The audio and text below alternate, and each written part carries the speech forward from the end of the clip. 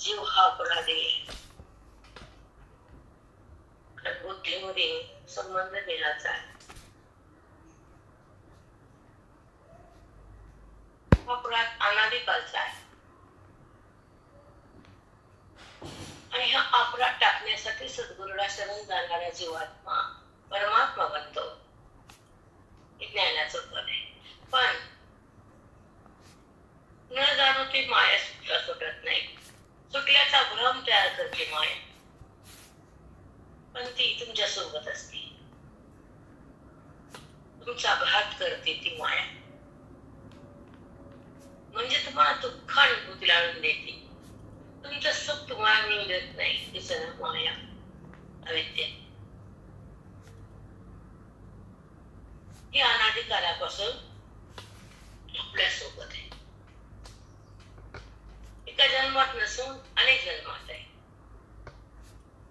आणि ह्या मायेच्या संबंधाने देहभाव जिवंत ठेवला जातो आणि दुःखाचा प्रसंग सतत समोर येतो. सुख भोगताच येत नाही. आपलं रूप पाहताच येत नाही. अंतःकरण आपल्या ठिकाणी राहतच नाही. त्या अंतःकरणाला मी कोणी कळतच नाही. ते जडाला टाकायला तयार होतच नाही, जोपर्यंत मायेचा बाद संत करत नाही. ब्रह्मज्ञानाचा भडीमार करून, सत्संगाची धार धरून, वेदाचा स्वीकार करून जे अंतःकरण आपल्या स्वरूपाकडे जातं, ते अंतःकरण आपल्या महिमेत राहतं आणि सुखाचा अनुभव घेतं, दुःखाचा परित्याग करता. अनुभवाचा जो क्षण आहे तो जीवनमुक्तीचा. जीवनमुक्तीमध्ये आनंदाचा अनुभव येतो. देहबुद्धीचा परित्याग होतो. संताचा सहवास येतो. ग्रंथाचा भडीमार होतो आणि ओवीचा सुगंध हृदयात जातो. तेव्हा अविद्येचा नाश होतो. तेव्हा तो जीव मुक्त होतो आणि आपल्या आपल्या महिमेत राहतो. तो जीवन हे खाली उतरणे. आपण देहाकडे जाऊ नये. खाली उतरणं म्हणजे हा संबंध देहाला करू नये किंवा मी देह आहे असं स्मरण होऊ नये. कारण तिथं विनाशी दुःख आहे. दुःख भोगणं म्हणजे देहभावाला जिवंत ठेवणं आणि सुख भोगणं म्हणजे ज्ञानाकडे सतत राहणं. ज्ञानाचा प्रवाह देहात येणं आणि जीवनमुक्तीचा विलास घेणं, गोवीचा प्रसाद खाणं, आत्मरंगात रंगून जाणं, बोधाचा पाऊस घेणं, संताच्या संगतीत राहणं, वेदाचं अंग होणं, श्लोकाचा भावार्थ शोधणं, गोवीचा रसमय गाभा हृदयात नेणं, संताच्या संगतीत वेदांताचा भावार्थ हृदयामध्ये टिपल्या जाणं आणि मी कोण कळल्यानंतर बुद्धीचा बाध होणं आणि अंतःकरणात असलेल्या आत्मस्वरूपाचं भान येणं आणि सुखरूप होणं, त्याला म्हणतात जीवनमुक्तीचा विलास. राहताना सुख दुःख हे दोन काटे. सुखही संसारातल्या काट्यासारखं असतं. ते सुख नसतं. तुम्हाला ते भास करत सुखाचा.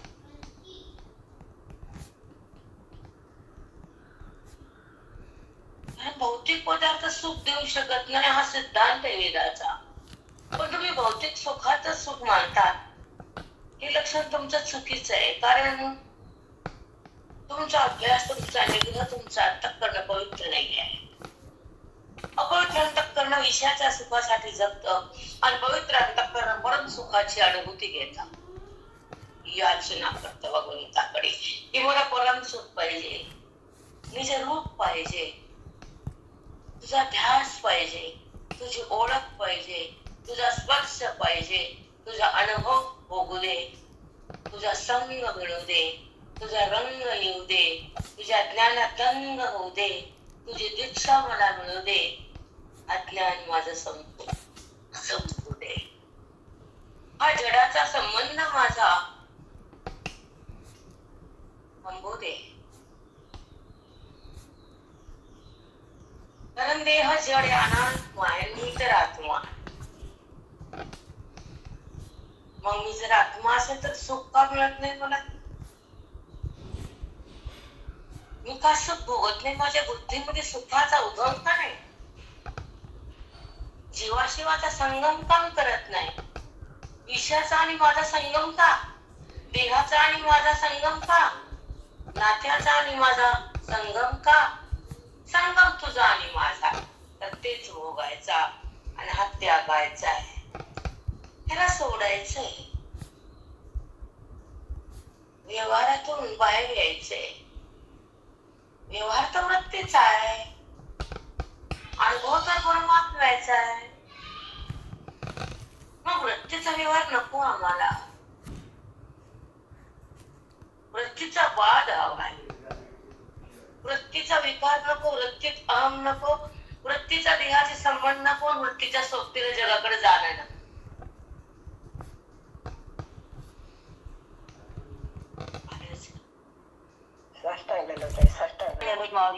जगताकडे नेती आणि अनुभूती दुःखाची होती, ती अनुभूती संपवायची आहे आणि वेदाकडे जायचंय. जीवनमुक्त व्हायचंय, गुरुला प्राण लावायचा आहे, ओवीला जीव द्यायचा आहे आणि श्वास संपेपर्यंत संताच्या बोधात राहायचंय. वेदाला माझं म्हणायचंय, लोकांमध्ये बुद्धीला ठेवायचंय, वेदाचा अभ्यास करायचा आहे, देहाचा निग्रह करायचा आहे, इशारा दूर सारायचंय, अंतःकरणातलं आवरण फाडायचंय, साधूच्या संगतीत जगायचंय, आत्मस्वरूपाला भोगायचंय. मला हेच करायचंय पांडुरंगा, आणि तुला हेच द्यायचंय. मला द्यायलाच तू द्यायला बोलतून मला तुला पाहता यायलंय, श्लोकातून तुला जाणता यायलंय, श्रवणातून तुझं ऐक्य व्हायलंय. पांडुरंगा तुझं दान पदरात आलंय, भीती नाही मला. जन्म मृत्यूची गती संपली पांडुरंग.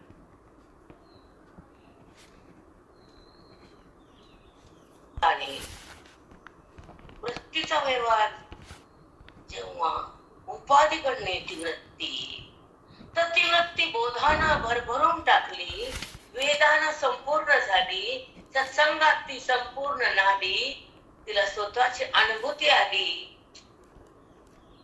ती वृत्ती ब्रह्म झाली, कृष्ण कृष्ण झाली. तुम्हाला ब्रह्म कधी करणार? मातीत कृष्ण बोलतो ना, खाली यावं लागतं आम्हाला शिमड्या लोकांसाठी. अरे उंच भाषातून खाली पुढी मारणं नको वाटतंय.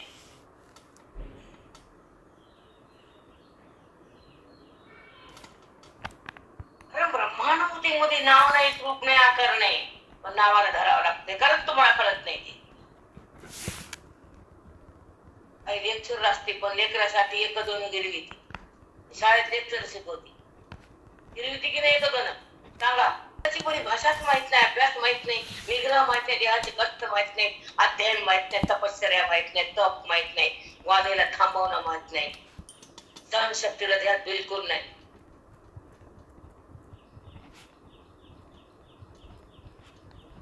शक्तीचा झेंडा पाहिजे, तीच बुद्धी पुढे झाला आणि भगवंताची चाहूल लागते. ते जगताची चाहूल बंद होती. खोट्यात ती का जाते? खोट्याकडे जात नाही ती,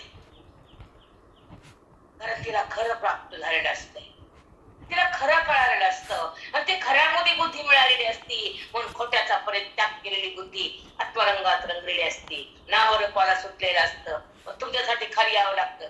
नसलेला ताप.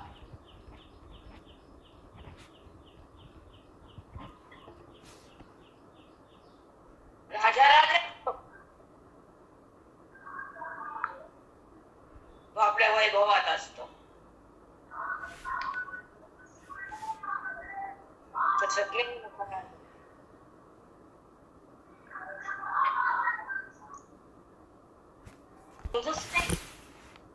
जगदीश्वर चित्तातून जाऊच नाही. विषयरूपी कचऱ्याला मन हक्कार करून काय आहे काय नाही सगळं खोटे, असलं काय नसलं काय. म्हणून तर संत महात्मे राहणार उगोबा आमचे वृक्षवल्ली सोयरी आम्हा होण्याच्या कुठं होते? बघ काय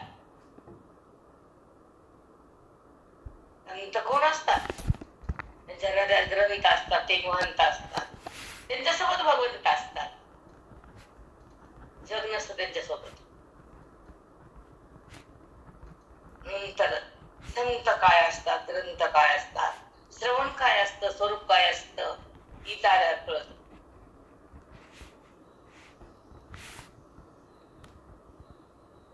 वैदिक भाषाच माहित नाही आपल्याला. वेदाचा सिद्धांत ब्रह्म सत्य जगत मिथ्या जीव ब्रह्मवणक परा. सिद्धांतावर हजारो लाखो ग्रंथ टिपल्या गेले, तयार झाले.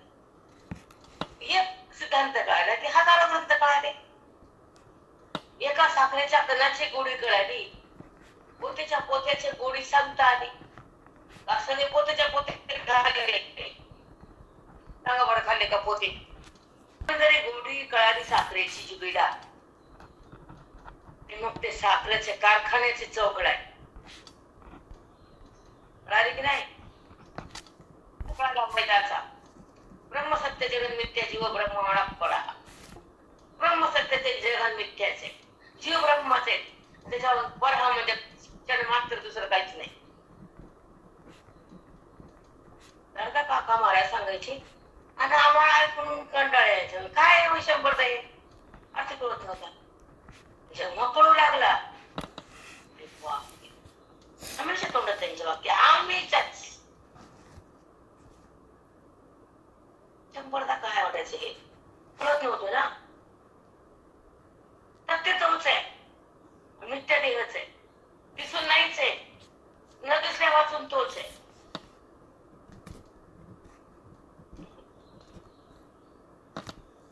सत्याचा विषय नाहीये म्हणून दिसत नाही, आणि हा वृत्तीचा विषय सत्य नाही. समजून घ्यायची भाषा आहे. वृत्तीच कळत नाही, बोल बडबड करून काय फायदा तुमचं? काय कोण डोक्यावरून चाललं? जाऊ दे ना मग, मला काय करायचे? बाजूला हो, कालबटन दाखवू बी जा. हे कोण म्हणलं?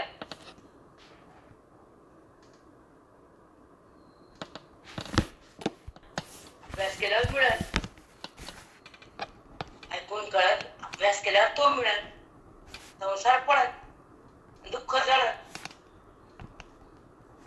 नाही हो माऊली. वृत्तीचं काय बोलले शेवट सांग बरं. त्याच्याहून भिन्न काहीच नाही. न दिसून तोच आहे. दिसतं ते जगत खरंच आहे. तो वृत्तीचा विषय नाही म्हणून तो दिसत नाही. वृत्तीचा विषय ध्येय दाखवणार. वृत्ती देहा दाखवते, भगवंताला दाखवत नसते व्यक्ती. वृत्ती थांबते तिथं मौन होती वृत्ती. त्याला बघितलं की तिला बोलताच येत नाही. जाणता जाणता बनती ब्रह्म. राम म्हणता म्हणता राम होती ज्ञानानं, म्हणती वाणीनं, कळतं बोधानं, अनुभव येतो वेदानं, आणि सांगता संत महात्मे ग्रंथानं. अंबरी वाक्य. त्याला जाणता जाणता ती वृत्ती राम होते. त्या वृत्तीला अनुभव येतो वेदानं, ते सांगतात संत ग्रंथानं, आणि त्याचा अनुभव येतो बोधानं. त्याचा बोध संतानं. खरंच लिंग चुकली तुझी काळी उत्पन्न होते त्रिपुटी. प्रमाता प्रमाण प्रमेय. प्रमेय म्हणजे जगत वस्तू विषय. मध्ये असो का जगत असो का पोरगा असो का सून असो का पंतू असो, विषय तो प्रमेयच आहे. आणि पाळणारा प्रमाताच आहे. आणि प्रमाता हा परिचिन्नच आहे. भगवंतापासून पाहणारा तो बघत नसतो काय, त्याच्यावरून बघता येत नाही, तो बघत नाही. हे ज्याला कळलं त्याचं अज्ञान राहत नाही. नाही. त्याप्रमाणे प्रमेय हा त्रिपुटीचं उत्थान होताना तो परमात्मा त्याच्या सोबत वृत्तीला आधार होतो, आणि वृत्ती त्याच्या संबंधात उत्पन्न होती, आणि उत्पन्न होताना त्याची शक्ती आत जाते. ती प्रकृती पुरुषाची जोडी तयार होऊन जगताची संगती लागते.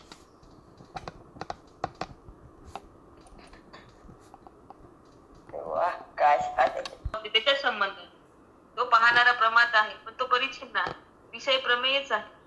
त्याची शक्ती आत जाते वृत्तीमध्ये, आणि ती प्रकृती आणि पुरुषाची जोडी होते, आणि जगताची संगती लागते.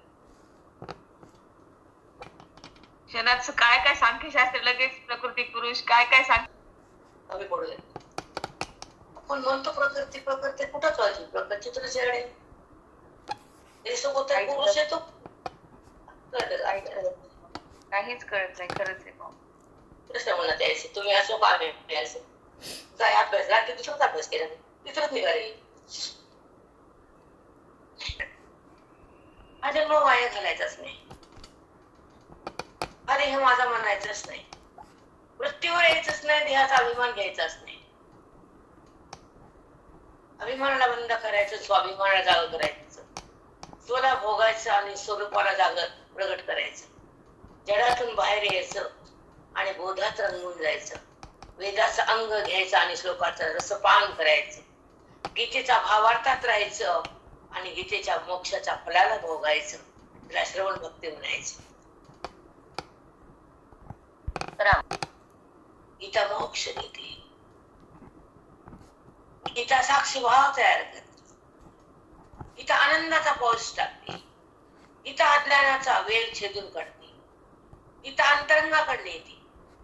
गीता अंतःकरणाला स्वच्छंद करते आणि गीता तिच्या प्रभूला भेट करून देते. गीता पांडुरंग पांडुरंग हृदयाला करते. गीता सुखाची अनुभूती देते आणि गीता मनाला आनंदाची व्याप्ती करून ठेवते. गीतेचं फल आम्ही पारायण करत नाही तुम्हाला सांगायचं.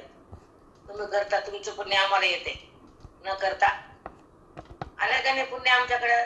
पण काय गीतेचा श्लोक काय गीतेचा भावार्थ काय गीतेचा गाभा काय गीतेचा आनंद काय गीतेचा रंग काय. गीतेचा रंग अद्वैत आहे. गीतेचा भावास आनंद आहे. गीतेचं फल मोक्ष आहे. गीता मुखातून म्हणले की पुण्याचा पक्ष आहे आणि गीता वाचली तर ज्ञानात बुद्धी दक्ष आहे.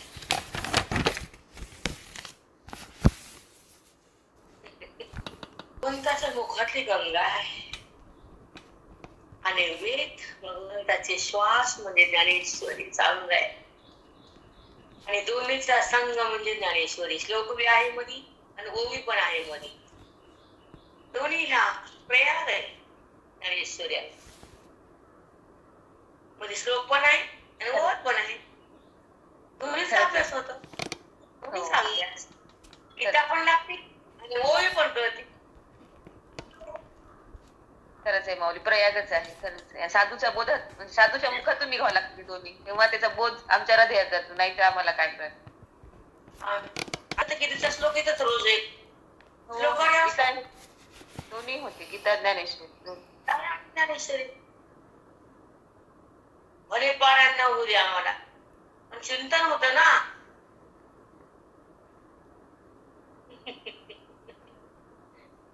हो माऊली. तिचं फल चाका ना. वर बसवते शाब्दात कशाचा शेजार त्याच्यातच आपण केलं केलं केलं तिथंच बसायचं. 243 भगवंत कृष्ण परमात्माने अर्जुनाचा संवाद करत असताना सत्वगुणाचा तप, राजस तप आणि तमोगुणी तप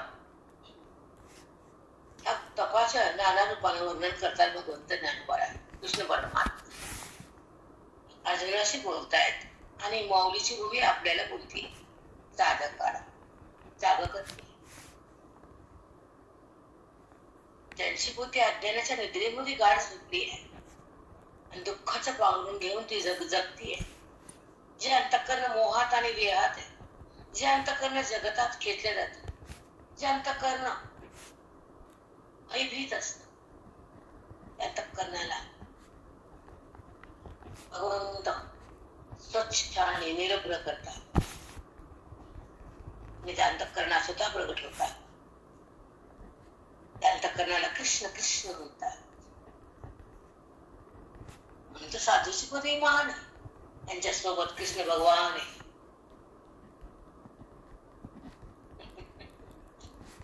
हो माऊली. कशी वाक्य तर मग एका दिवशी. हो माऊली. साधू काय महान आहे. त्यांच्यासोबत कृष्ण भगवान आहे. सोबत आहे समोर नाही. भक्ताच्या समोर आहेत. साधूच्या सोबत आहेत.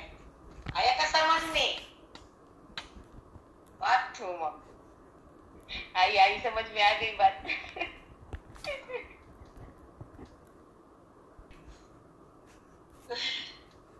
ज्ञानाच्या सोबत एकरूप आहेत, भिन्न नाही, अलग नहीं हो सकते वो, कभी भी नहीं, अभी भी नहीं, जब भी नहीं, कभी भी नहीं, कभी नहीं, कभी नहीं, कभी के साथ है.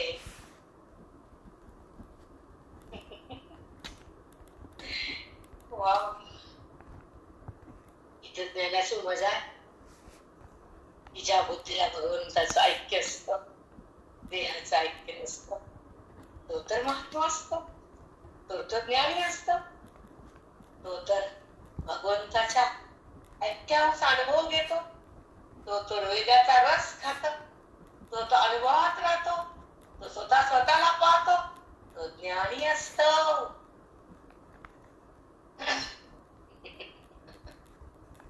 हे कळतच नाही लोकांना ज्ञानाची किंमत, ज्ञानाचं फल, ज्ञानाचं औदार्य काय नाही माहित. म्हणून त्याला बाजूला गुरु गुरु बघते बघा, किंवा बाजूलाच आमचं काय चाललं, हमारा कुछ जाता नहीं, जाता तुम्हारा.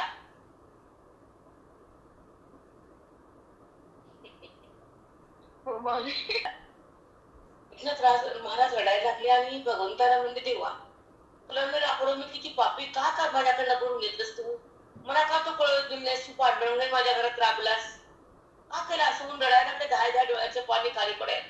देवासमोर थांबले. उत्तर दे म्हणले, देवा तू आता मला, मी आणणार नाही इथलं, तू दे उत्तर, तू का राबला माझ्या दारात, तुला माझ्याकडे का कष्ट करावं लागले, सगळं विश्व तुझी पूजा करतं, तुला प्रेम करतं, आणि तू माझ्या घरात चंदन उगाळते, तू मला माझ्या घरात राबलास, तुला मी कामं सांगितली, देवा मी किती पापी, किती वाईट वाटायला मला, का केलं तू असं, का लपून राहिला माझ्यापाशी, का तू मला करू दिली नाही, सांग बरं देवा. त्याचं उत्तर दे, मी नाही सरकणार. भगवंत हसले, नाथा सांगतो, रडू नको नाथा, देवा का केलं असं, माझ्याकडे का राबला तुम्ही, का तुम्हाला मी कष्ट होते, तुम्हाला का काम सांगितलं, किती अपराध, किती पाप आहे माझं देवा. पाप नाही मग काय, एक सांगू, भक्ताला देव आवडतो, आवडतो का नाही, हो मला संत आवडतो, म्हणून तुझ्या घरी आले, रडू नको, माझ्या आवडीनं काम केलं रे, रडवायसाठी नाही, तुला त्रास द्यायचा नाही, रडू नको नाथा.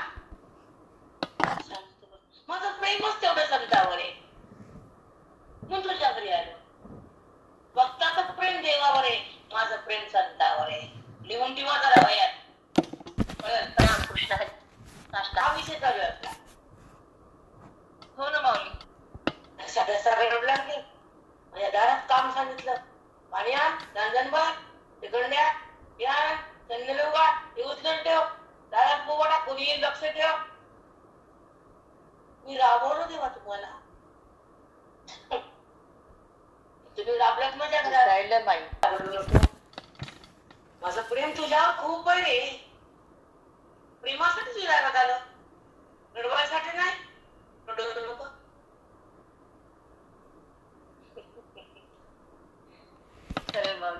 काळजी पण दिवस घेतात, हे लक्षात ठेव. त्यांना आधार पण दिवस देतात. सगळं संताचं दिवस करतात, हे लक्षात ठेव. जन्मान हा देह, ही बुद्धी आणि श्वास आणि अंतःकरण भगवंतासाठी खास असावं. मला रोज सांगते की मला ते आवडत नाही, दिवसभर वाट्यापाशी बाई बसलेली थोबड घालून, मला कथा म्हणायचं, तिथं का रंगायचं, का रंगायचं त्या संसारात नाही. कर्म करायचं, कर्तव्य कर्म करून बाजूला सरकायचं, अंतःकरणातून त्याला बाजूला ठेवून द्यायचं आणि वरवर जगायचं.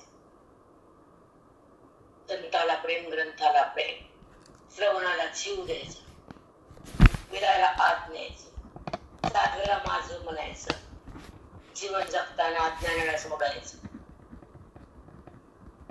आणि त्या ईश्वराला ओळखायचं, जगत भावाला संपवायचं, वेद बुद्धीला टाकायचं, अवेदात जगायचं, मी कोण हे कळून घ्यायचं, अंतःकरणातल्या मळाला संपवायचं, अंतःकरणातल्या चंचलते थांबवायचं, मनाला निग्रह करायचा, अंतःकरणाचा अभिमान संपवायचा. अंतःकरण कोणाला पण द्यायचं नाही, केवळ हरीला द्यायचं. हरीला व्हायचं, हरीला साठवायचं. त्याला साठवायला हरी म्हणायचं. रामकृष्ण हरी कुठके का करून द्यायचे कोणाकडनं कर होत आहे. आपलं मन त्यांच्या पायाच्या खाली द्यायचं का? त्यांना लाट मारायची, त्यांना आम्ही प्रेम करायचं. म्हणून ते तुच्छ आणि मिथ्या समजायचं, त्याला बाजूला सारायचं, आला बाहेर निघायचं, बोधात रंगायचं, वेदाला माझं म्हणायचं, वेदाच्या ज्ञानासाठी झुरायचं, संताला भेटण्यासाठी मरायचं, आत्मचिंतन करायचं आणि स्वचा अनुभव भोगायचा, देवभाव त्यागायचा, वृत्तीला बाजूला करायचं आणि परमेश्वराकडे बुद्धीला न्यायचं. हृदयाच्या अंगणामध्ये साधूला प्रेम करण्यासाठी जागा ठेवायची. अरे साधू कल्याण करतात, न संतती कल्याण करते, न संतती स्वामी कल्याण करते. श्रवण कल्याण करतो, वेदाचा बोध हृदयात येतो, जीवात्मा सुखरूप होतो, बुद्धीचा मळ जातो, अंतःकरणाचा अभिमान समाप्त होतो, भेदाचा नाश होतो, परमात्माचा प्रकाश येतो, हृदयापदी रंग रंगून जातो. तेव्हा अंतःकरण ब्रह्म होत आणि जीवन कल्याण होत. जीवनाचं श्वास सार्थ केला सद्गुरु जागवा तुमचं मन, तुमचं तन, तुमचं मन बुद्धी कुणाला देऊ नका. नंतर मग पश्चाताप करू नका. आधी देतात पुन्हा पश्चाताप करू रडता. द्यायला कोण सांगितलं? देऊच नका ना. व्यवहार करा, मन नका दे व्यवहारासोबत. व्यवहार कोणाला चुकलाय, पण व्यवहारासोबत जर मन गेलं तर धोका आहे, पश्चाताप आहे, दुःख आहे. त्यातून गोष्टीला सामोरं जा.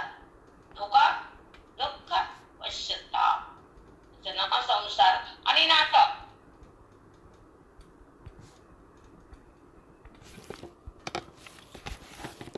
त्यांना मन काय द्यायचं?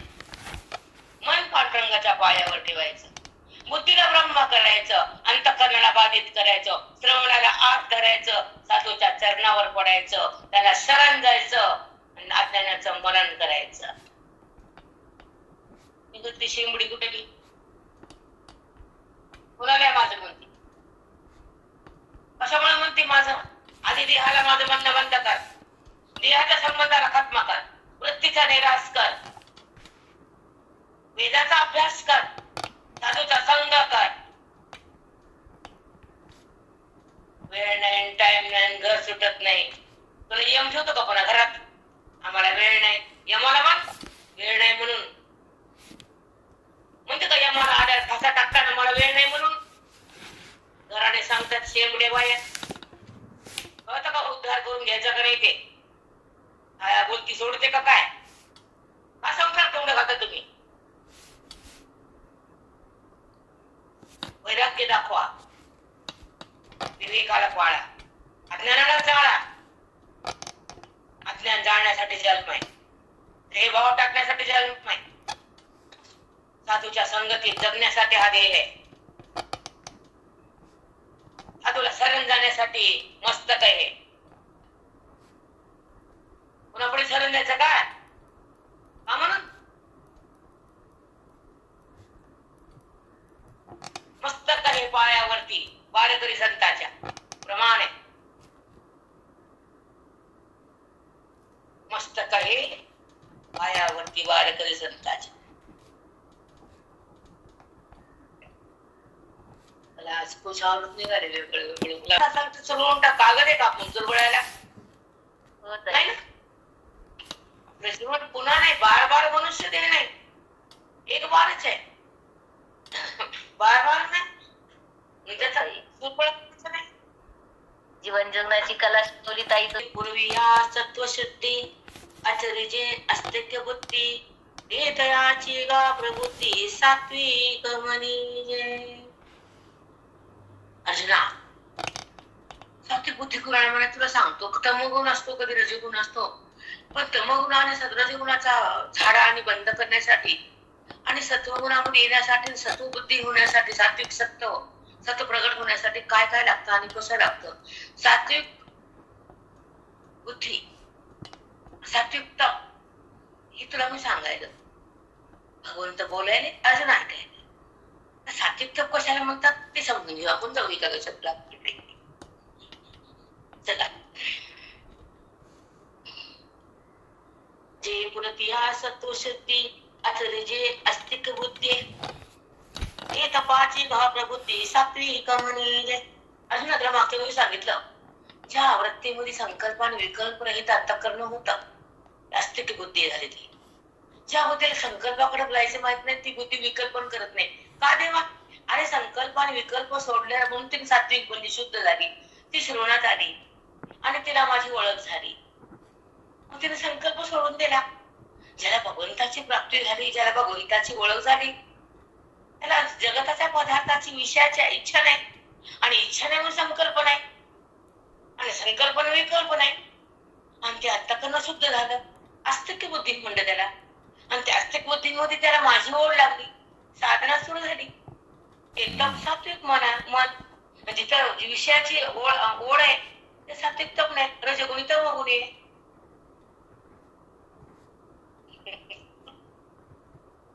खूप छान माऊली.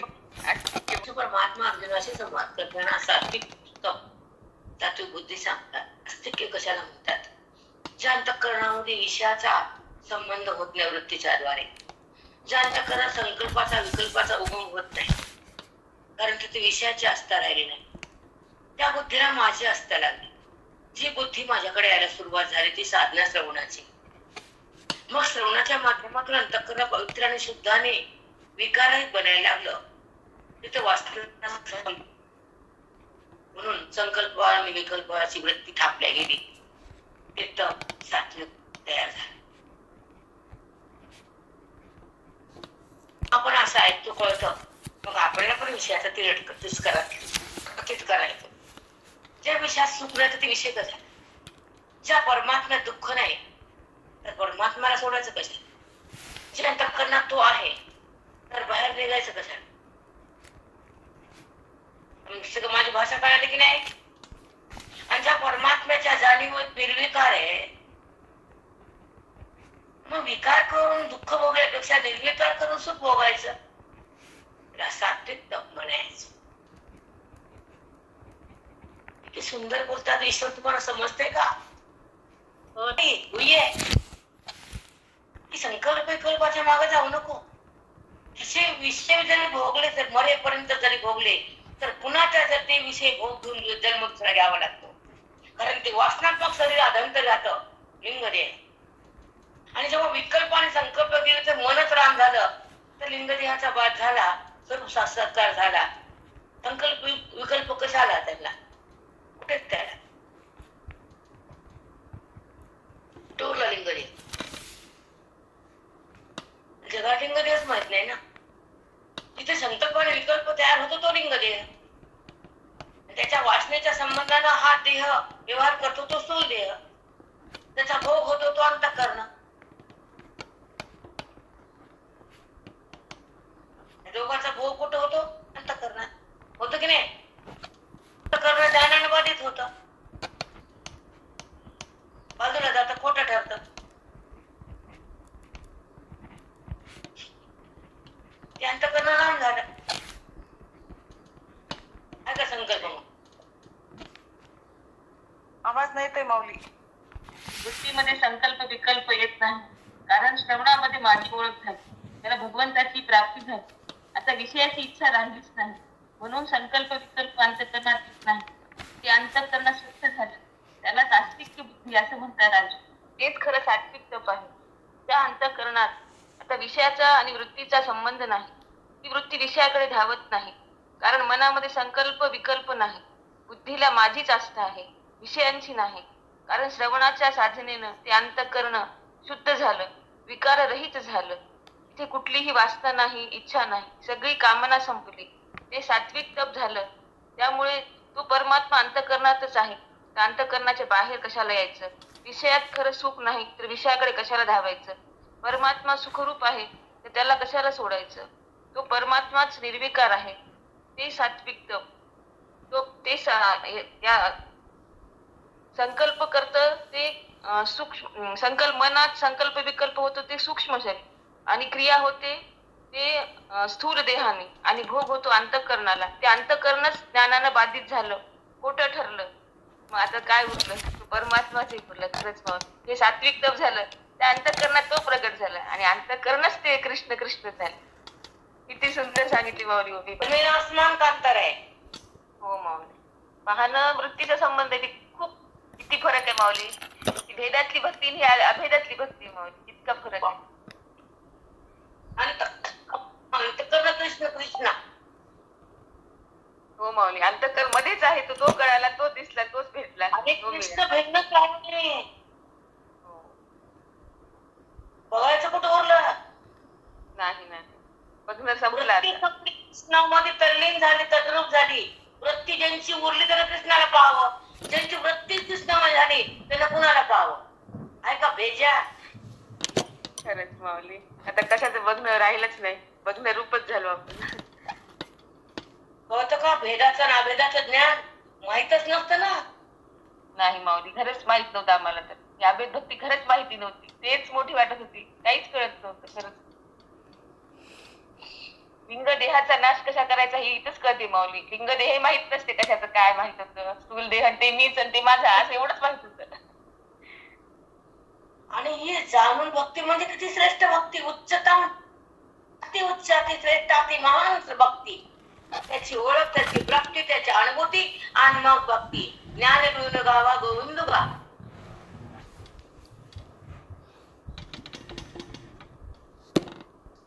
भक्तीमध्ये बुडावंच. संसारात बुडल्यापेक्षा भक्तीत बुडाल बाप्पा. तिंडी पोसून बैल बुडायचे संसारात. हे माझं ते माझं ते माझं. तुझा देव नाही का ग? देव तुझ्या हात आहे, तू देव आहे. संबंध देवाचा आहे आणि संबंध देहाचा. करती रडती पुन्हा मरताना ते सगळं धरतीच्या चित्तात. जाताना तरी सोडती का? घेऊन जाती पुढच्या जन्मात पुन्हा. किती विचित्र संसार आहे. वासनेच्या संगी जन्म गेलेला आणि हरी पाठ करती चित्तात संसार ठेवती. मग हरिपाठात पाठ गेल्यावर संसार चित्तात हरी राहावा का संसार राहावा? कळतं का महामूर्ख लोकांना? सांग ना. होतो इथे जाता जाता. म्हणून तर ज्ञान शून्य अवस्था आहे. संसार इथे राहते. तिथे ज्ञान आहे, तिथं परमात्मा प्रगट होते. संसार बोला त्यांचा. त्यांनाच नाव ठेवायचं, बोलायचं. अवकाश नाही का ओढ्या का समोर? नाही नाही, खरंच नाही माऊली. समोर उभं राहायची सुद्धा ताकद नाही. टाकलं काय? त्याचा संग नाही, श्रवण नाही, वेद नाही, ओवी नाही, ज्ञान नाही, ज्ञानेश्वरी नाही. सगळं जीवन असंच व्यक्त केलं. आता होतं का? मरताना आता तर येत. आता असंच हे संस्कार घेऊन, हा देह घेऊन, हे जगत, पाप, हे पुण्य सगळं थोडं करून घ्यायचं, पुढे जायचं. त्याला आम्ही चांगलं म्हणायचं. चांगलं म्हणतो आम्ही, कधीच नाही, एकदा बी नाही. पूजार्थं तपोदम्भेन चैव यत् क्रियते तदिह प्रोक्तं राजसं चलवद्रं चलवं तद्रवं क्रियते तदिह प्रोक्तं राजसं चलमधुरं. अरे ना, तुला आतापर्यंत सात्विक तप सांगितलं, आता राजस्तव सांगतोय. पुढच्या वेळी तुला मी राजस्तव सांगणार आहे. ते राजस्तव कसा असतं, माणूस कसा भांबावून जातो, कसा वासनेत अडकतो, कसा विषयाकडे धावतो, कसा देहाचा संबंध वाढतो, कसा तो भगवंतापासून दुरावतो, तुला मी सांगणार आहे. ते उद्या टाइम संपला. एक गोळी थांबते. सत्कारमान पूजार्थं तपोदम्भेन चैव यत्. सत्कार व्हावा, माझी पूजा व्हावी, मला मान मिळावा यासाठी केलेले तप, इच्छा ठेवून केलेले तप राजस्थान. त्रिगुणाची या सन्माना न वचावे ठाई आणा. धुरेची या वासना भोजना लागे. विश्वाची या स्तोत्रा आपण होवावया पात्रा. विश्वे आपली या यात्रा करव्या यावे. लोकांच्या विविध पूजा आश्रणाधरा तुझा. भोग भोगावी पूजा महत्वाची. अंगाभून वखून तपे विकावया पणपे. अंगहीन पडपे जिया करी. यासो धनमानी आस वाढवणी तप कीजे सायास. श्री रे तुकाराम.